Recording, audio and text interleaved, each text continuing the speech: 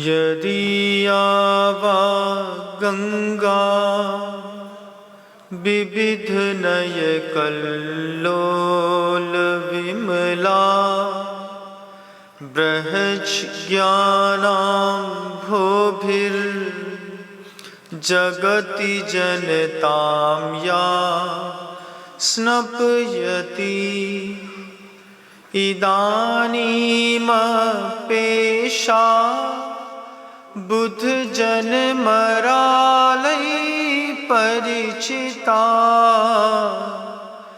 महावीर स्वामी नयन पथगामी भवतु मे। अहिंसा परमो धर्म की जय हो। परम पूज्य आचार्य भगवंत गुरुदेव श्री विद्यासागर जी महाराज की जय हो। वर्तमान आचार्य परमेष्ठी गुरुदेव श्री समय सागर जी महाराज की जय हो। समस्त मुनि संघ की जय हो। परम पूज्य मुनि श्री विनम्र सागर जी महाराज की, मुनि संघ की जय हो। कुछ बच्चे रोड पे कोई ग्रामीण खेलों को खेल रहे थे और उसमें से एक बच्चा हर खेल को जीतता चला जा रहा था। कोई भी खेल खेलते वो ही जीतता। फिर वो दूसरा खेल शुरू किया, उसमें भी वही जीतता। तीसरा, चौथा, 5-6 खेल में जब हर खेल में वो जीतता चला गया, दूर खड़े हुए 2 लोगों ने अचानक कहा, देखो कीचड़ में कमल खिला है। ये शब्द उस बच्चे के कान तक गए, कीचड़ में कमल खिला हुआ है। उस बच्चे को लगा कि मुझे टारगेट करके इन लोगों ने कोई बात कही है। वो वहां से उठ करके मां के पास जाता है, बार बार सोचता है क्यों बोला क्यों बोला क्यों बोला।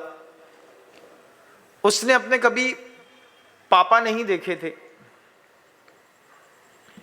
तो वो अपनी मां से कहता है, मां उन लोग मुझसे कह रहे थे कीचड़ में कमल खिला है, क्या मेरा कोई उत्पत्ति स्थान कीचड़ है?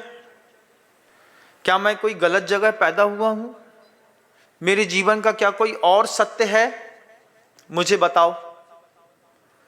मां कहती है, बेटा ऐसा कुछ भी नहीं है। बच्चा बार बार मां को जब प्रेशराइज करता है तो मां रोने लगती है।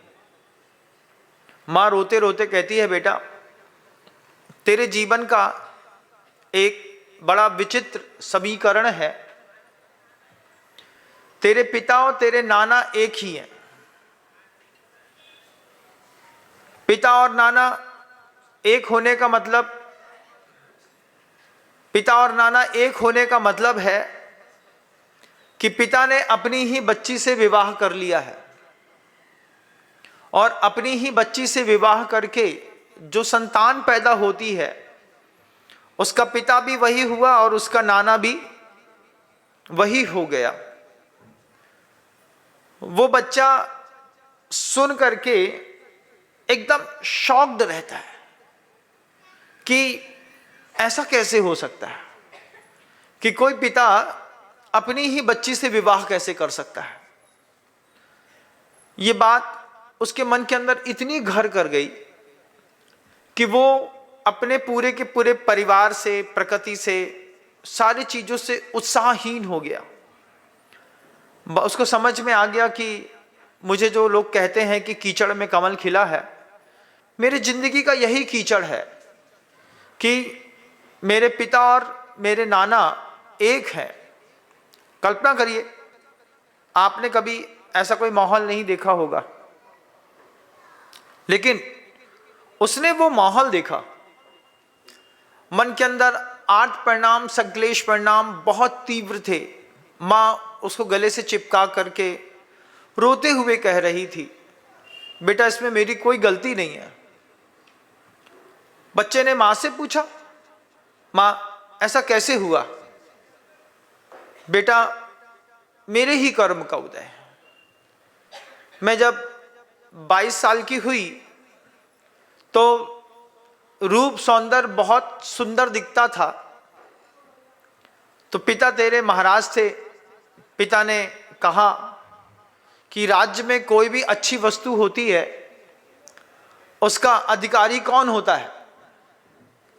सारे मंत्रियों ने मिलकर के एक स्वर में वो बात कही कि राज्य की सबसे उत्तम वस्तु का अधिकारी राजा होता है। एक दिगंबर मुनि आए थे, वो दिगंबर मुनि कहते हैं कन्या को छोड़कर, लेकिन राजा ने उन मुनि महाराज की बात को ज्यादा तवज्जो नहीं दी और महाराज को नगर से बाहर कर दिया। और मंत्री से, सारे समाज सभासदों से, जितने भी साथ में रहने वाले पारिषद थे, उन सभी लोगों से मिलकर के और फिर विधिवत मुझसे विवाह कर लिया। और मैं अपने ही पिता की अर्धांगिनी बन करके जब उनके साथ रहने लगी तो उससे तुम पैदा हुए। आपको ऐसा पता चले तो कैसा लगेगा? आपके जीवन का ऐसा कोई कटु सत्य आपको पता चल जाए, बड़ा विचित्र लगता है। पता चल जाए कि कोई माँ का मैरिटिकल अफेयर है, पिता का मैरिटिकल अफेयर चल जाता है। क्यों? क्योंकि पुरुष के साथ प्रकृति है, वो 2, 3, 4 स्त्रियां रख सकता है, लेकिन माँ का मैरिटिकल अफेयर पता चल जाए तो बड़ी तकलीफ होती है। वो बच्चे को लगा कि ये तो बड़ा विचित्र हो गया कि मैं और इस तरीके से मेरा उत्पत्ति स्थान है। वो धीरे धीरे धीरे करके हर जगह भटका। शुरुआत में जब तक आत्मबोध नहीं रहता है तब तक भटकाव रहता है। कोई अंतर्मन को स्थिर करने वाला कोई व्यक्ति मिल जाए, धीरे धीरे धीरे करके अंतर्मन को स्थिर कर दे, उसके लिए कुछ बाहरी और अंतरंग की साधनाएं अपेक्षित रहती हैं। वो लड़का जाकर के जहां भी जाता उससे कहा था कि मेरे दिमाग में बहुत प्रेशर है, इसको दूर कर दीजिए। तो वो लोग पूछते, हर समुदाय का धर्मात्मा पूछता कि कौन हो तुम, और जैसे ही वो कहता कि मैं इस राजा का पुत्र हूं तो वो कहते थे तुम्हारा कुछ भी नहीं हो सकता, ना हम तुमको साधु मार्ग में ला सकते हैं, ना दीक्षित कर सकते हैं, कुछ भी नहीं करेंगे, तुम्हारी तुम जानो, तुम हमारे आश्रम से बाहर चले जाओ। ऐसा कह करके सबने उसको बाहर कर दिया।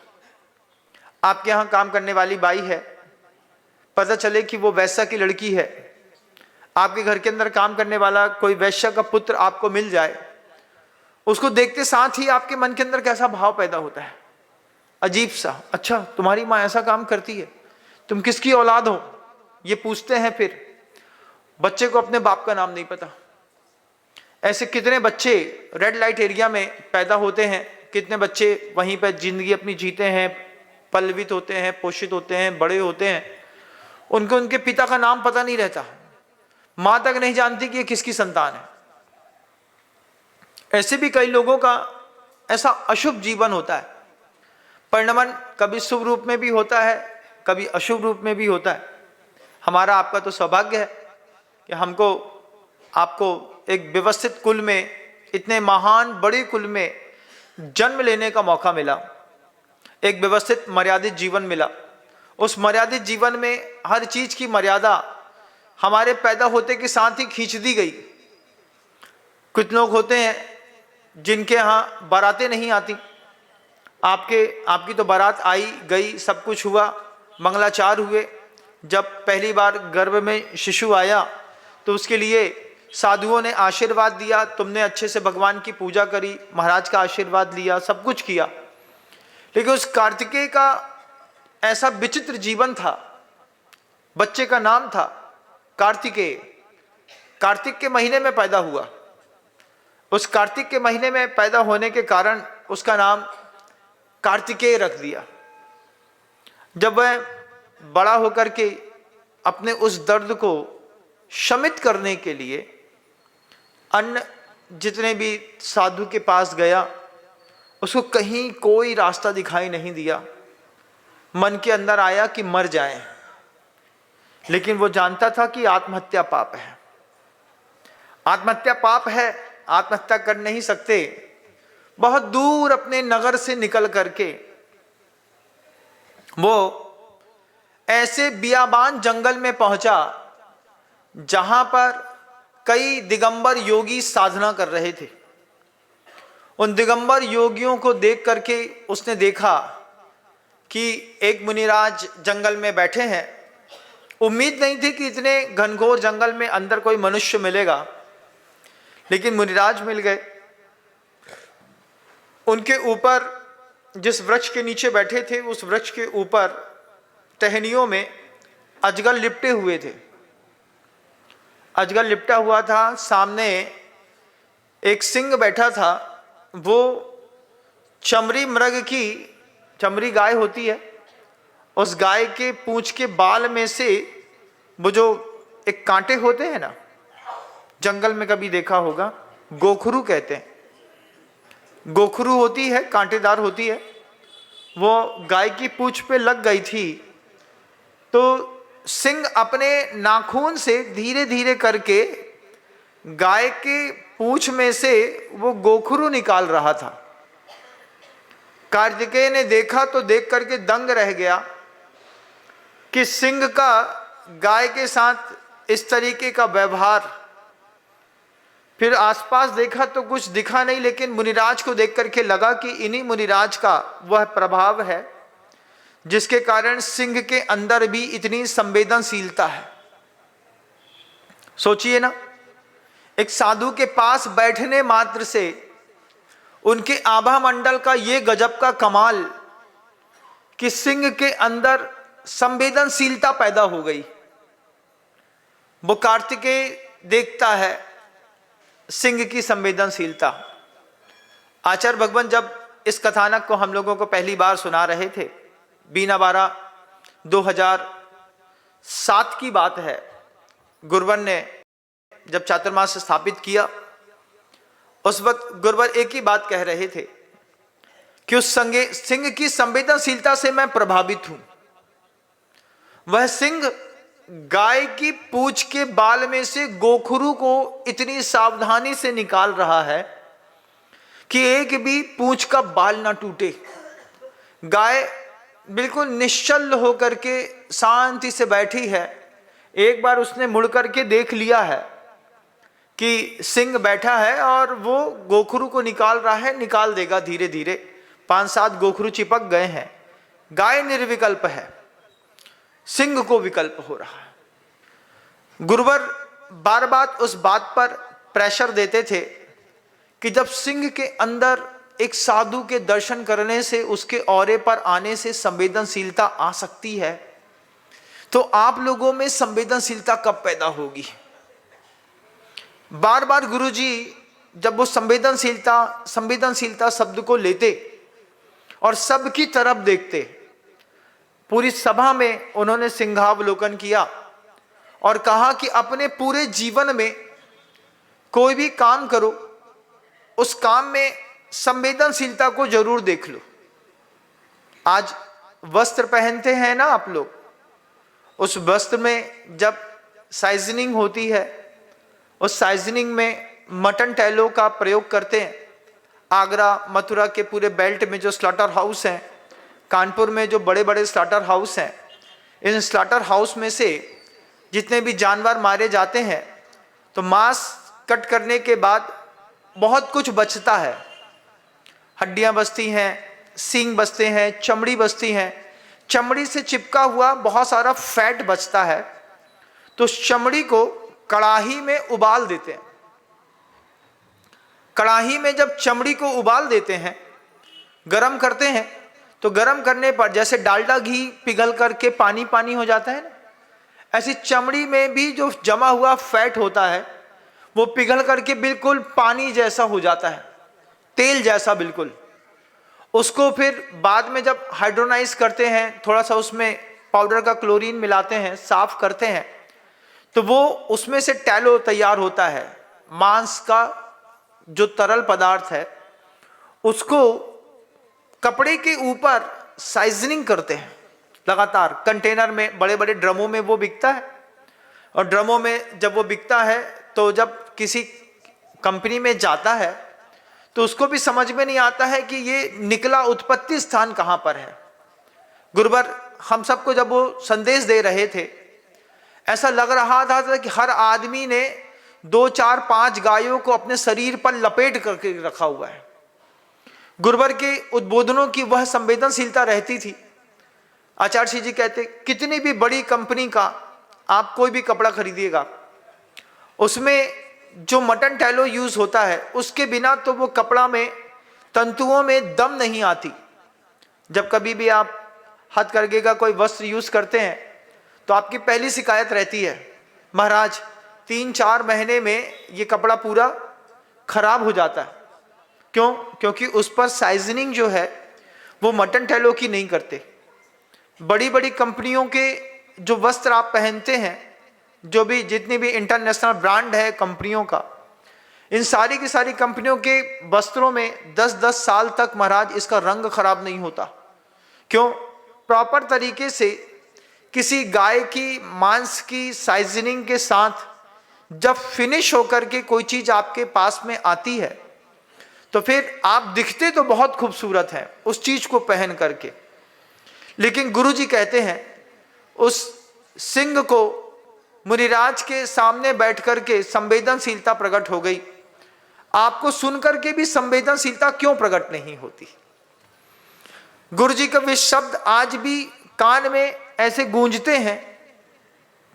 गुरुजी कह रहे थे, इतना बड़ा संघ है, इतने बड़े बड़े तपस्वी साधक संघ में रहते हैं, आगम को रोज सुनते हैं, रोज साधु के उपदेश सुनते हैं, मंदिर जाते हैं, पूजा करते हैं, तीर्थ की वंदना करते हैं, लेकिन मन के अंदर संवेदनशीलता पैदा नहीं करते। आपका धर्म सिर्फ बाहर बाहर का है। ये जब गुरुजी ने कहा, सोच रहा था गुरुजी कितनी गहरी बात एक साथ सबको दे रहे हैं। बाहर बाहर का धर्म और अंदर का धर्म। बाहर का धर्म किसका होता है? अभव्य व्यक्ति का बाहर का धर्म होता है। आचार्य जी हम लोगों से भी कहते थे, सभी से, ये जो महाव्रत ले लिए ना महाराज, बार बार पलट करके देखते एक दूसरे को, सारे दिगंबर मुनिराज अगल बगल में दिखते। गुरुदेव कहते ये साधना का साधन है, ये साधना नहीं है। देह में दिगंबरत ले लिया ना, ये साधना का साधन है। पीछे का मंडल साधना का साधन है, वो साधना नहीं है। दिगंबर रूप को बनाए रखना ये साधना नहीं है, ये किसी और साधना का एक साधन है। इस साधन को समझो। पीछे का मंडल एक साधन है। मार्ग में आवश्यक लगता है, गृहस्थ के घर के अंदर जाकर के भोजन इत्यादि करते हैं, वो भोजन भी एक साधन है, वो साधना नहीं है। इसी में जो उलझा हुआ है, बाहर की चीजों में पूजन एक साधन है, पूजन के साथ मंदिर निर्माण एक साधन है, जिनबिंब एक साधन है, ये साधना नहीं है। साधना कुछ और है। उस साधना में उसकी पहली सीढ़ी संवेदनशीलता से शुरू होती है। आप कितने संवेदनशील हैं अपने जीवनचर्या को लेकर के। गुरुवर जब यह उद्बोधन दे रहे थे, अगस्त के महीने का 3 अगस्त का उद्बोधन है 2007 का, गुरुदेव का, सुबह का। गुरुवर कहते हैं आप कितने बड़े धर्मात्मा हैं, आपको देख करके मन के अंदर कितना अच्छा लगता है, लेकिन आप संवेदनशील नहीं है, अपने प्रति भी नहीं है, मार्ग के प्रति भी संवेदनशील नहीं है, मार्गी के प्रति भी संवेदनशील नहीं है। अपने प्रति संवेदनशील होना, मार्ग के प्रति संवेदनशील होना, और जो मार्ग में चल रहा मार्गी है उसके प्रति भी संवेदनशील होना। गुरुवर कहानी पे कहानी देते हैं। वो देखो, वो महिला रात में रानी अपने राजा के साथ सो रही है। ठंडी के दिनों में उसका एक हाथ बाहर निकल गया रजाई से, तो हाथ सुन्न पड़ गया। उतने में उसके मुख से निकला, हे भगवान, उनका क्या हो रहा होगा। मार्गी के प्रति संवेदनशीलता, उनका क्या हो रहा होगा। किसका? वे मुनिराज जो ठंडी में, दिसंबर की ठंड में नदी के किनारे खड़े होकर के ध्यान मग्न हैं, उनको ठंडी कितनी सता रही होगी। राजा ने कुछ और समझ लिया। बहुत बाद में जब राजा ने रानी से पूछा, उस दिन किसके बारे में बोल रही थी, तेरे मन के अंदर क्या चल रहा था। रानी कहती है, एक चीज बस सोच रही थी, उनका क्या हो रहा होगा। वे मुनिराज नदी के किनारे खड़े होकर के ठंडी में शीत लहर को जब वो सह रहे हैं, कैसे रह रहे होंगे महाराज। मेरा तो एक हाथ बाहर निकला तो सुन्न हो गया। ये संवेदनशीलता गृहस्थ के जीवन का सबसे ऊंचा श्रृंगार है। घर के अंदर भोजन बन रहा है, उसमें भी संवेदनशीलता। वो होते तो उनको दे देती। किसको दे देती? घर के अंदर बनाते तो बहुत सारा है, लेकिन पाप में लग जाता है। एक सब्जी बना दी, महाराज को दे देती। उनको भी तो चाहिए ना, उनको भी तो होना चाहिए ना संवेदनशीलता। जीवाणम रखो धम्मो, घर के अंदर बाहर गाय खड़ी है, उसके ऊपर भी पड़ा हुआ है, घर के अंदर जाओ दे आओ, संवेदनशीलता। वस्त्र पहने, वस्त्र में मटन टैलो लगा। आचार्य जी लगातार कपड़े को लेकर के टारगेट कर रहे थे, बिना बारा था। वहीं पर गुरुवर ने जब ये संवेदनशीलता के उद्बोधन 3-4 दिन दिए, उसके बाद आचार्य जी ने हथकरघा स्थापित करने का एक संकेत दिया। जब हथकरघा स्थापित करने का संकेत दिया, गुरुवर कहे, ये मेरे जीवन की संवेदनशीलता है। हथकरघा हो सकता है आप इसको अपनाएं या ना अपनाएं, लेकिन अगर मैंने इसकी व्यवस्था नहीं बनाई तो मैं असंवेदनशील माना जाऊंगा। भगवान को देख रहा था, इतने अच्छे सुंदर से भगवान, और उनमें वही मटन टैलो वाले कपड़े से उनका मार्जन किया जा रहा था। मैंने कहा, ये तो सबसे गड़बड़ बात हो गई। जितने भी देश में जितने भी जिन मंदिर हैं, उन मंदिरों में अगर शुद्ध हस्तकरघा का वस्त्र मिल जाए, जिसके माध्यम से वे भी उस संवेदनशीलता को समझ सकें। आप लोग भी सोचिए, जो डिटर्जेंट का पाउडर का प्रयोग करते हैं, उसमें संवेदनशीलता। महाराज ऐसा सोचेंगे, हर चीज में कहीं ना कहीं पाप है, निश्चित हर चीज में कहीं ना कहीं हिंसा उग्र है। लेकिन आचार्य कहते हैं, जम सक्कई तम की रही त जम न सक्कई तहेव सद्दहनम। जो कर सकते हैं वो तो कर लो। मंदिर के अंदर का तो नियम ले लो। नहाने धोने के बाद मंदिर के वस्त्र जो होंगे वो इतने शुद्ध होंगे कि भगवान अगर अपने केवल ज्ञान से हमारी पवित्रता देखें तो उनको भी इस बात की खुशी हो कि हाँ, आज ये बिल्कुल पवित्र देह लेकर के और यहां पर आया है। लोग कहते हैं, अरे महाराज क्या पवित्र है, 25 साल का लड़का कितना सुंदर दिखता, लेकिन अंदर वही 5 किलो मल भरा, मूत्र भरा, वीर भरा, शुक्र भरा, शोणित भरा, रक्त भरा, अस्थि मज्जा, अंदर तो मैला है ही। आचार्य कहते हैं, जम सक्कई तम की रही। जितना शक्य है वो तो कर लो। वस्त्रों में, हथकरघा के वस्त्रों के साथ मंदिर जाने का नियम लेकर के आप सिर्फ वस्त्र नहीं पहनते, आप एक मर्यादा ओढ़ते हैं संवेदनशीलता की। आपका वस्त्र थोड़ा पुराना दिख सकता है, लेकिन आप संवेदनशील दिखाई देंगे।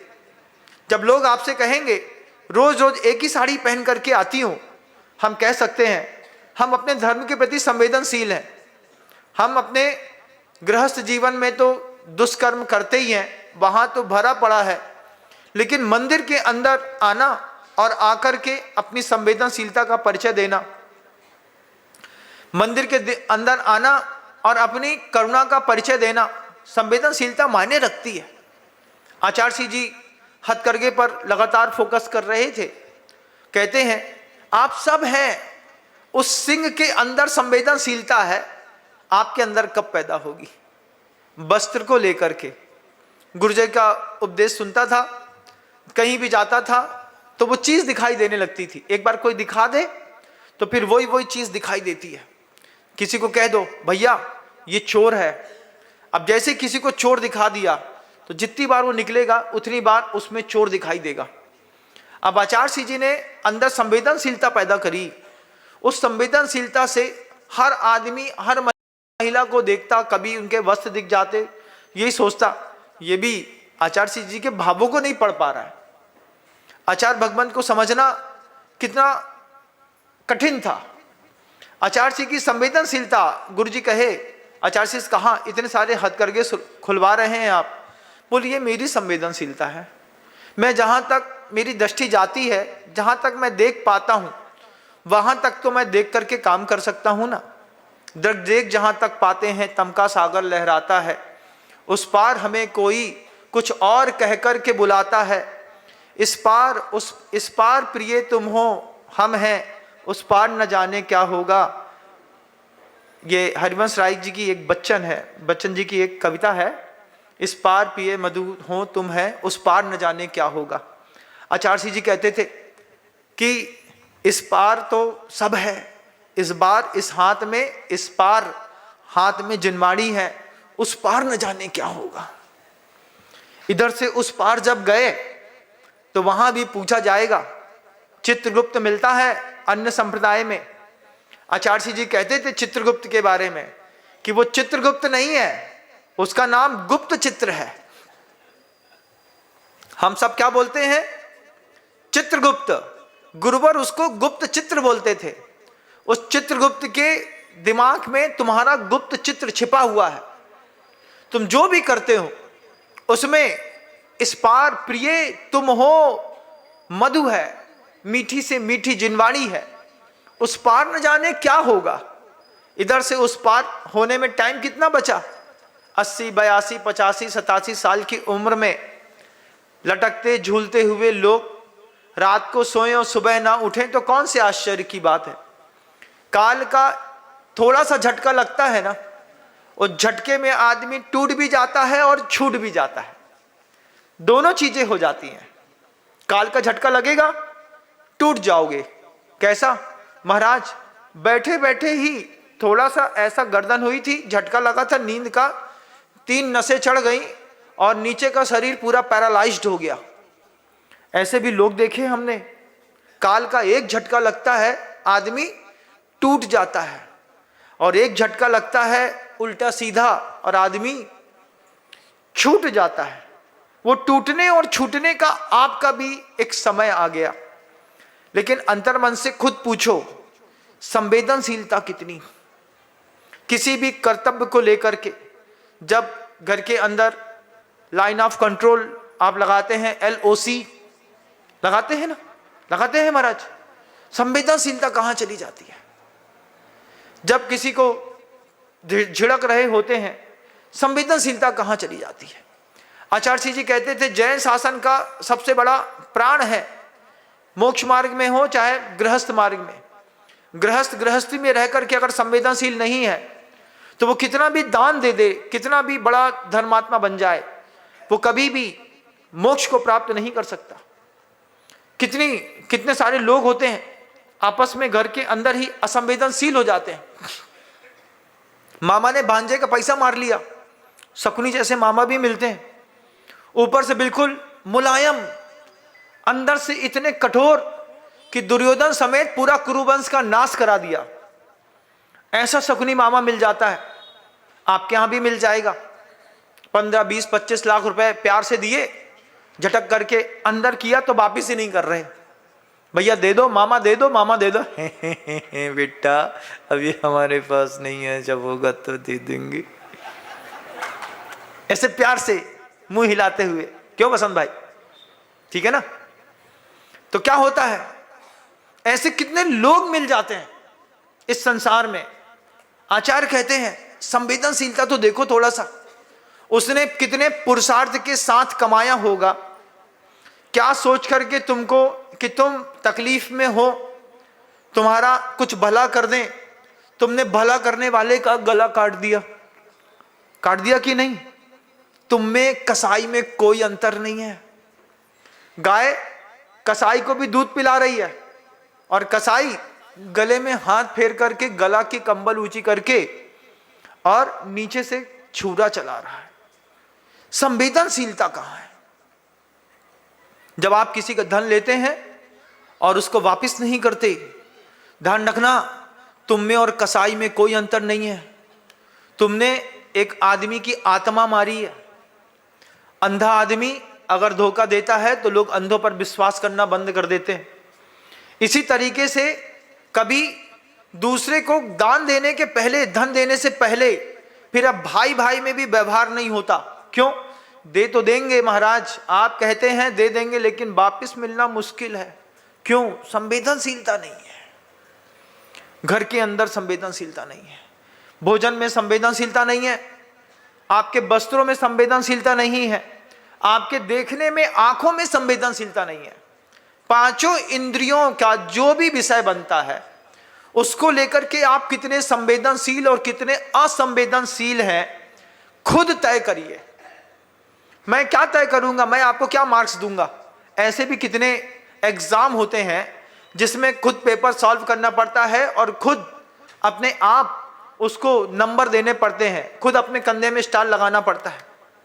मोबाइल में दुनिया भर की चीजें आती हैं, हिंसात्मक जितने भी चीजें आती हैं, आप देखिए जितने भी वेब सीरीज बन रही हैं, उन वेब सीरीज में अगर अल्कोहल, सेक्स और वायलेंस, तीन चीजें ना हो, कोई मूवी नहीं लगती। मन का ऐसा भाव है, पूरा पिक्चर देखते हैं। पहले के जमाने में जब पिक्चर चलती थी, शुरुआत में थोड़ी तनातनी हो गई, फिर थोड़ा गुर्रम गुर्रा हो गया, आदमी लास्ट तक बैठा रहता था कि लास्ट में एक बार हाथापाई जरूर होगी।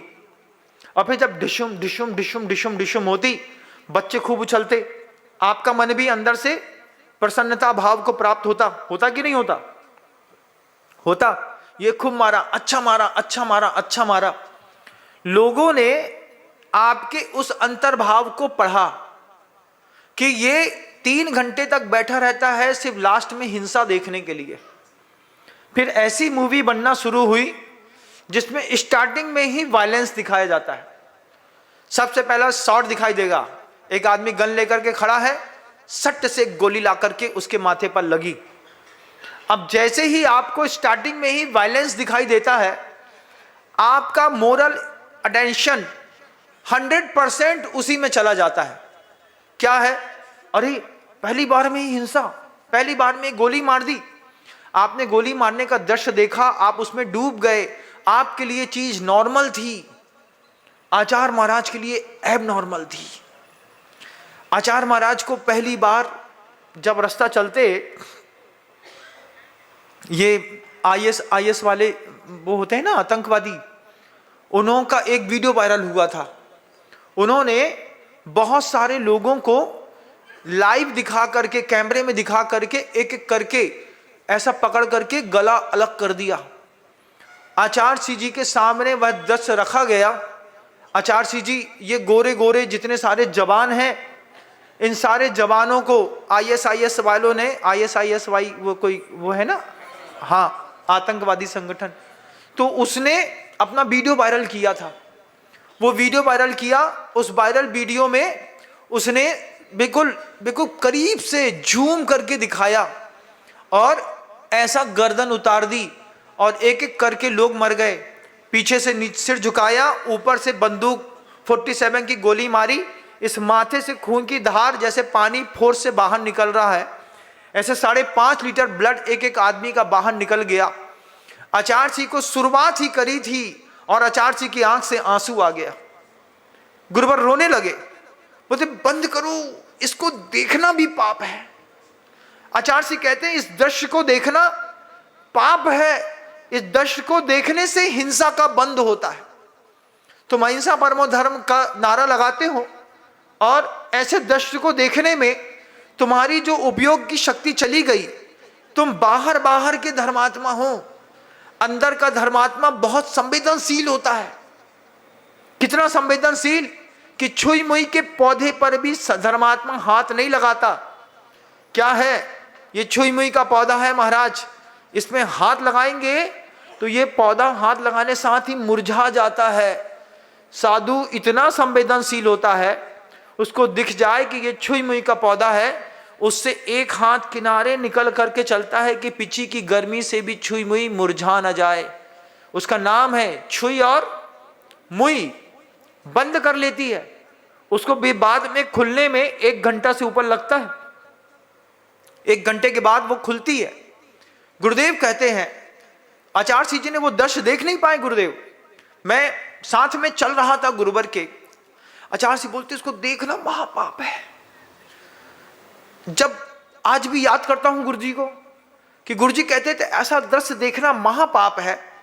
तुम कैसे कैसे दृश्य आंखों में देखते होगे जब तुम्हारे सोशल मीडिया पे दिखाया जाता है। वेब सीरीज नेटफ्लिक्स पे सेक्स, वायलेंस और अल्कोहल वाली 3 चीजों के बिना कोई वेब सीरीज बनती नहीं। बड़ा छोटा सा धंधा हो गया, घर के अंदर बैठ करके वेब सीरीज बना दो। हिंसा का वातावरण है। आपकी अंतरंग की चॉइस को, आपकी पसंद को लोग पकड़ रहे हैं। जैसा मार्केट में डिमांड है वैसी सीरीज बन रही हैं और वैसी ही सीरीज को शो करके वे करोड़पति अरबपति बन रहे हैं, लेकिन आप अपना धर्म खो रहे हैं। जैसे एक बोहरा समाज हींग नहीं बेचती, जैसे बोहरा समाज ब्याज का पैसा नहीं खाती, ऐसी जैन समाज के भी कुछ मास्टर रूल्स हैं। जैन समाज के मास्टर रूल्स में वे इस तरीके के दृश्य को देखते तक नहीं है। ये है जैनियों की संवेदनशीलता। अंडे के दुकान के सामने जाकर के कुछ खा थोड़ी रहे हैं महाराज, सिर्फ देख बस रहे हैं कि आमलेट कैसे बनता है।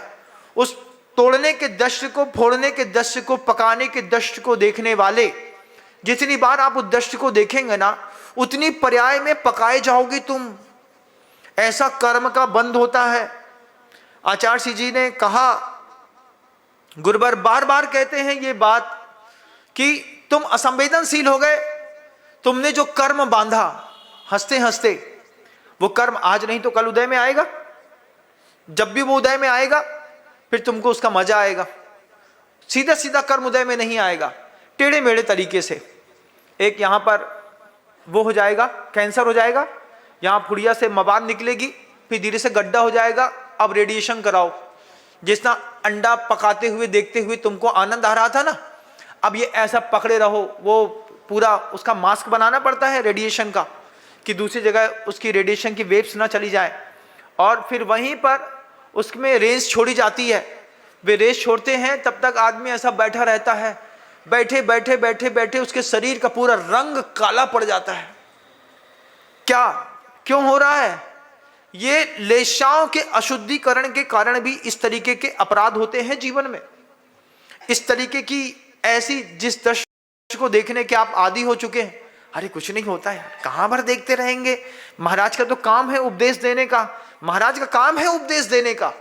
क्योंकि आचार्य महाराज ने कहा था जो काम है वो काम बहुत अच्छे के साथ अच्छे से प्रस्तुत करना। जब गुरुवर ने कहा कि वो चमड़ी गाय की पूंछ में गोखरू निकालता हुआ सिंह के पंजे में महाराज के सामने बैठ करके उसके अंदर वो संवेदनशील हो गया, अपनी हिंसा का भाव छोड़ गया।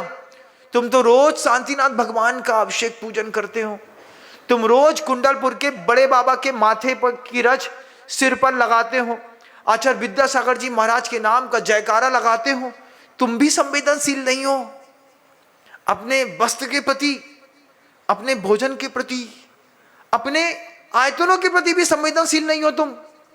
तुमको नहीं लगता कि तुम्हारे आयतन तुमको खुद बनाने पड़ेंगे, तुम्ही को बढ़ाने पड़ेंगे, मुसलमान को थोड़ी बनाने पड़ेंगे। आज गिने चुने लोग, 2-5-10 हजार लोग मुझे सुनते हैं। जिस दिन मैं मुसलमानों के घर में जाकर के या फिर कुरान की आयतें पढ़ने लगूंगा, उस दिन बताओ कि मुझको सुनने के लिए यहां पर कितने लोग बैठे मिलेंगे। बताइए। कल को मैं कहूं नबी और पैगंबर के मामले में, सल्लल्लाहु अलैहि वसल्लम के मामले में, खुदा का पड़ोसी रहा हूं, मेरे बगल में मस्जिद थी, सब आता है मुझको। जिस दिन यहां से बोलना शुरू करूंगा उस दिन यहां सिर्फ टोपी वाले दिखाई देंगे। क्यों? क्योंकि हर आदमी चाहता है कोई ऐसे व्यक्ति के मुख से अपनी बात सुनना जो हमारी कौम का ना हो और हमारी कौम को हमसे ज्यादा अच्छे से जानता हो। उनको जोड़ना, उनसे काम कराना मेरे लिए बहुत सरल बात है, बहुत सरल। इतनी सरल है कि मैं जिस दिन करने पे आया उस दिन आप बोलेंगे महाराज का तो दिमाग ही फिर गया है। अब बताओ, हमारा फिर गया है कि तुम्हारा फिर गया है? जब तुमको तुम्हारी बात बताते हैं तो तुमको सुनना नहीं है। तुमको सुनना तो वही हरी ताबीज वाली बात है, गले में बंधा है महाराज चांदी के एक झुमका जैसा लटका लिया, कहीं हाथ में एक काला धागा बांध लिया, कहीं कुछ उसमें बना है। सुनते तो तुम उसी की हो, उसी की बात करने लगूं तो वो सुनने लगेंगे, फिर तुमको जगह नहीं मिलेगी। ध्यान रखना, वो पुस्तक किसी ने भी लिखी हो, चाहे कुरान हो या पुराण, जब एक संत हृदय किसी भी चीज का सही आख्यान करता है, ढंग से सही बात को बोलता है ना, तो फिर पूरी दुनिया सुनती है। आज आपको आपकी बात सुनाते हैं, आप नहीं सुनते। रविशंकर की बात अच्छी लगती है, ओशो की बात अच्छी लगती है, लेकिन मुनिराज की बात अच्छी नहीं लगती। क्यों अच्छी नहीं लगती? महाराज आपको लेके संवेदनशीलता नहीं है।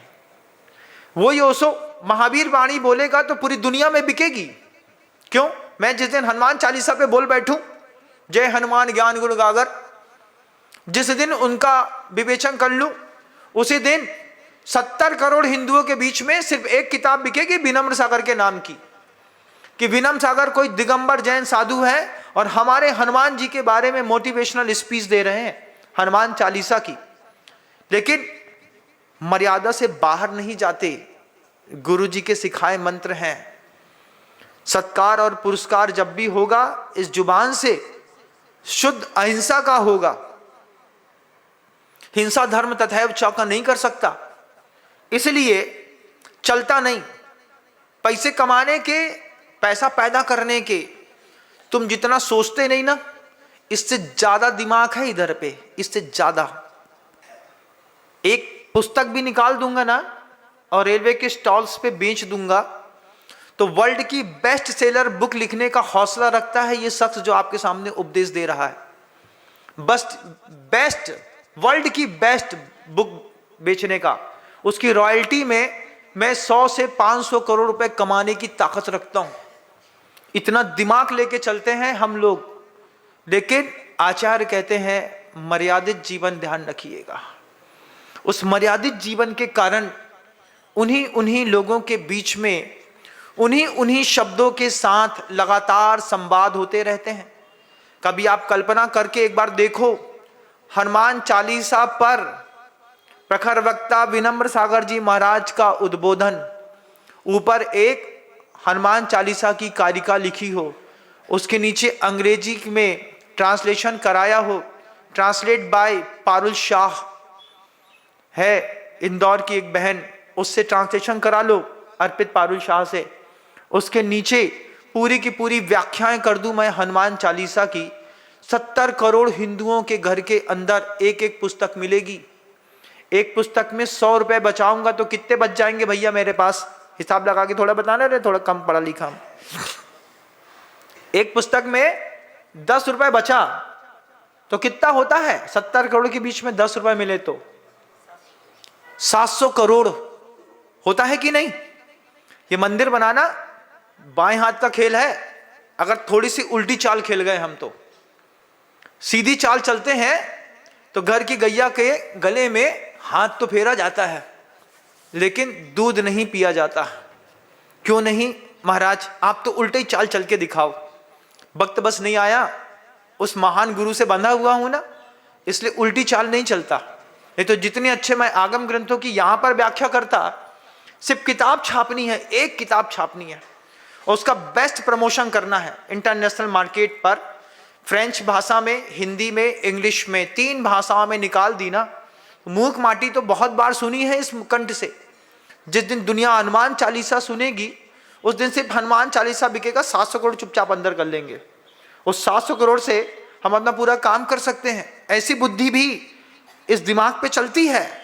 सोचता हूं कई बार कि अपने ही आगम ग्रंथों को अपनों ही के बीच में रखता हूं तो अपेक्षा और उपेक्षा का शिकार होना पड़ता है, क्योंकि संवेदनशीलता कम है। यही संवेदनशीलता अगर थोड़ा सा क्रॉस कर दिया ना तो गजब का रंग लाती है ये संवेदनशीलता। आप सोचिएगा, आप अलग तरीके से आप विनम्र सागर को देखिएगा। ये विनम्र सागर वो महाराज हैं जिनको पैसे के लिए किसी के सामने हाथ फैलाने मांगने की जरूरत नहीं है। ये जो बोल दें सो दे देना तो सौभाग्य की बात है। और जिस दिन मेरे खाटू दिमाग में आ गई ना, खाटू दिमाग क्यों बोले, कड़ी कड़ी कड़ी कड़ी खा करके 3-4 महीने में खाटू दिमाग हो गया। ये खाटू दिमाग में जिस दिन आ गई कि हनुमान चालीसा पे किताब निकालनी है, और जिस दिन मैंने निकाल दी, आधे में हनुमान जी का चित्र होगा, आधे में विनम्र सागर जी के चालीसा पर उद्बोधन होंगे, और पूरे देश के हर स्टॉल पे आप उसी को उठा करके पढ़ेंगे। क्या लिखा, क्या बोला, क्या उस पे धर्म नहीं है? उस ग्रंथ की भी मैं सम्यक व्याख्या कर सकता हूं, लेकिन आगम से बंधे, धर्म से बंधे, मर्यादाओं से बंधे, इस मर्यादाओं से बंधे होने के कारण रथकंडक शावकाचार है, पुरुषार्थ सिद्धि उपाय है, आगम ग्रंथ है। मैं अपने गुरुदेव के वे शब्द भी जो मेरे लिए जिनवाणी से कम नहीं है, गुरुवर कहते हैं कि धर्मावलंबियों को वो बात कहो, संवेदनशीलता, संवेदनशीलता लाओ, तुम लाओ संवेदनशीलता अपने अंदर, हर चीज को लेकर के, अपने मंदिर को लेकर के संवेदनशीलता लाओ। तुम्हारे घर का छत छूता है, तुम इतने असंवेदनशील हो, अपने घर की तो बनाने में लगे हो लेकिन मंदिर की छत ठीक नहीं कर रहे, संवेदनशील नहीं है आप। हम कुछ भी कर सकते हैं, कुछ भी कमाल, कुछ भी, एक कदम तो नापना है बस, थोड़ा सा मर्यादा के बाहर का। पीछे मर्सिडीज की गाड़ियां लाइन लगा के चलेंगी, लेकिन आचार्य महाराज को दिए गए वचन, मां भगवती की आराधना का अंदर एक शुभ संकल्प, आचार्य भगवंत के उपदेश चुपचाप एक स्थान पर, एक खूंटे पर बांधे रखने के लिए ऐसा प्रेरणा दे चुके हैं। और अंतर्मन प्रेरणा दे चुके नहीं, अंतर्मन बंधा भी उन्हीं चीजों से है, क्योंकि सत्कार और पुरस्कार किसका करना है ये इस अंतर्मन को बहुत अच्छे से पता है, उस अंतर्मन को पता नहीं है। दुनिया भर के दिख जाएंगे घर के अंदर, ये हमारी देवी हैं, ये हमारे देवता हैं, यहाँ पर एक छोटा सा, यहाँ पर एक बड़ा सा, तिजोरी के अंदर इतना वाला, बाहर इतना वाला, गेट पे इतना वाला। ये क्या है? संवेदनशीलता अपने धर्म के प्रति बढ़ाइएगा, अपने जीवन के प्रति भी संवेदनशीलता बढ़ाइए। इस संवेदनशीलता का जीवन है। अगर आप नहीं समझ सकते हैं, कितनी देर समझाएंगे? कब तक कृपा कब तक होती महाराज? बोले जब तक निर्वाण ना हो, यावन निर्वाण संप्राप्ति। हाँ, इतने बड़े, इतने दयालु तो गुरुदेव थे, लेकिन मैं पता नहीं कितना दयालु निकलूं, क्योंकि संवेदनशीलता आपको हमारे प्रति, हमको आपके प्रति, दोनों को एक दूसरे के प्रति रखनी पड़ेगी। मार्ग के प्रति संवेदनशीलता है, इसलिए मार्ग के संवाद चलते हैं। मार्गी के प्रति संवेदनशीलता है, इसलिए उस मार्गियों के प्रति संवाद चलते हैं। आपके प्रति संवेदनशीलता है, इसलिए आपसे संवाद चलते हैं। यही संवेदनशीलता विश्वव्यापी भी की जा सकती है। ऐसे मोटिवेशनल स्पीकर्स भी अच्छे पढ़े लिखे साधु हैं, टैलेंटेड है। थोड़ा इंग्लिश अंग्रेजी कम आती है तो तुम पढ़ देना हमारे बदले में, काम पूरा हो जाएगा।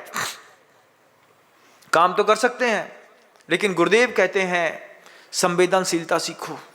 भोजन करो, रोटी तोड़ के खाओ, उसमें देखो कि तुम्हारी संवेदनशीलता इस ग्रास को, तुम्हारे निवाले को अंदर तक जाने के लिए बोल भी रही है कि नहीं।